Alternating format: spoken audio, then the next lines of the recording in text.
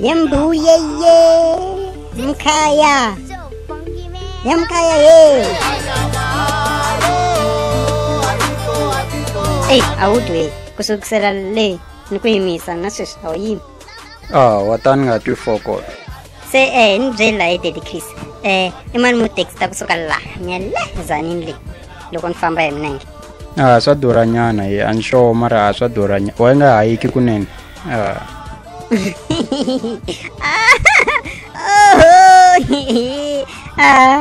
ano testa ko kasi nhlokweni na nga hakela njhani u famba hi milenge a famba nga legalizangi bidding ne ai mzansi ko mareka ya account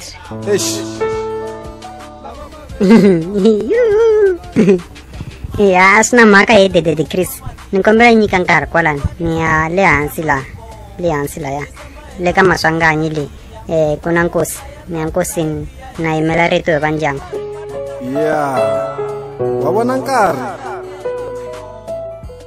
loko ngo lo tinyika nkarhi a ku na nkarhi lowu nga ta wu kuma a ni ku munhu un'wana na un'wana kombela lexi a xi pfumalaka so mina sweswi ni kombela nkarhi hi ku ni hava ni ti nyika nkarhi se ni ya ti nyika njhani nkarhi mina hi ku nkarhi sweswi ni hava ku za ni ta ka wena ku ni lava nkarhi ni ti nyika nkarhi se nkarhi ni ya kuma ku ni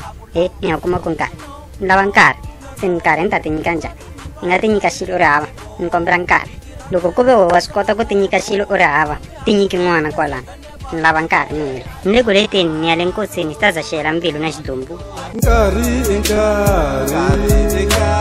loko lava nkarhi tshama u ri karhi u langutisa nkarhi se wa ni bifa a ni dyi ngwelani buti u languta kahle a ni kulangi ti ngwelani me ni kule timhafini na laha vhele me ni ku byela xitori xona me ni yingiserini if I'm not mistaken nga ka ku ri 1994 ya ni pase 3 manjhani ya ka 4 ni ya xikolweni nkondzo buruku ri dye makondlo breakfast ni dye makoko musi we hlupheke ku xwa wa yi nga byelangi vanhu a ni ta byela mani phela ndoma na makoko a wu shame ni pasa ni ya ka 5 ni ku 6 ni ku 7 khodelela ni pasa ni ya ka 8 ni ku 9 wena yini ya ni ku 9 no ku nga grade 11 xiyimo xi va west a bode maola ni manteka pas ku more vas poverty is not a sickness lexi nga ko hlonipha watch angeke u phuze ntombomela u ta nwa first watch ya i ntiyiso one expire marito ya wehe you are my wrong model so a wu zanga ringeta nyana ku maketa nyana so ni vula ka tikhampani a wu zanga maketa mara man'wi vona vhelu chava ku maketa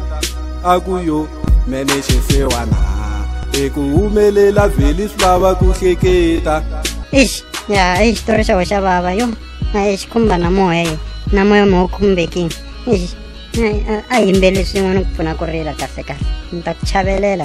manano njewa ni twana nkarhi i nkarhi loko lava nkarhi tshama u ri karhi u langutisa nkarhi ni ri nkarhi i nkarhi loko lava nkarhi tshama u ri karhi u langutisa nkarhi van'wana i ti-president van'wana i ti-premier van'wana i ti-pilot na wena nkarhi wa wena wu kona wu ta fika no matter what the time is the only thing that matters is the emotion of the moment van'wanyana vanhu va phameriwile ku humelela van'wanyana va nyikiwile nyiko ya ku yimbelela ku nga langwi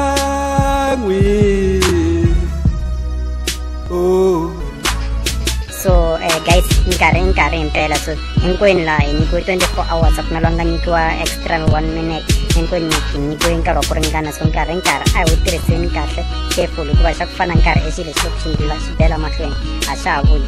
ku nga vuya ku ri 2 mara a ka ha ri yona 2 ya tolovele a wu nge vi karhi endla swona sweswo a wu swi endla tolo namuntlha so ni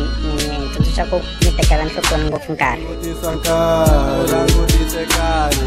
Ya bafowethu ka huwa werini lava hi languta ku ri ya kwini future yi le kwini i target ya wena loko wa ri ku weni hayi u ta fa u nga ri na nchumu. Mara swa fana hambi u fa i ri na nchumu golonyi yi ta tlhela yi siya kwala misaveni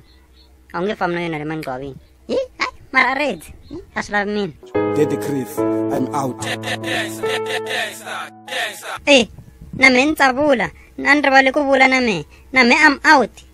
Daddy Chris se u vula yo out leya ya ku huma a wu vuli yona leya ku hlongola mademo.